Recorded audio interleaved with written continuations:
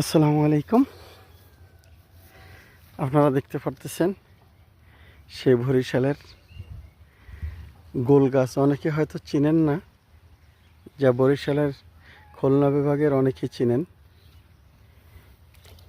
গোল গাছ, যেটা দিয়ে আগে কোনো এক সময় ঘরের ছাইনি দেওয়া হতো এবং এটা বিশেষ ধরনের ফল হয়, যেটা দেখতে ঠিক এই যে কিন্তু খেতে এটা খুব সুস্বাদু।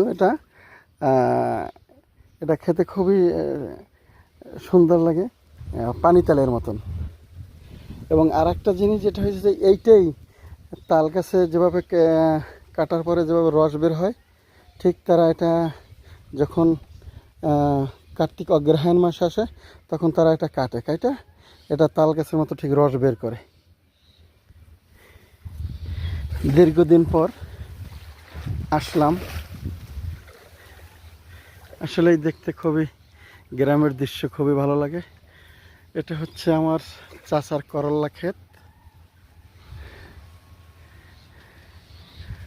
আর এটা হচ্ছে বিশেষ করে গ্রামের দৃশ্যটাই খুবই সুন্দর।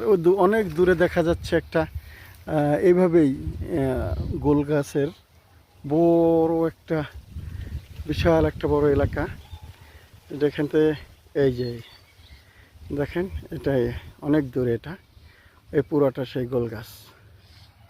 এটা একমাত্র সুন্দরবনে ছিল, কিন্তু বরিশালের কুয়াকাটা অঞ্চল, করাফলা অঞ্চল এভাবে পাওয়া যায়, দেখা যায় আর কি। বিলের মাঝখানে এভাবে আছে, যা তারা এখান থেকে খেজুরের রস বা তালের রসের মতো রস সংগ্রহ করে এই ফল এগুলো আসে তালের মতন কেটে খায়।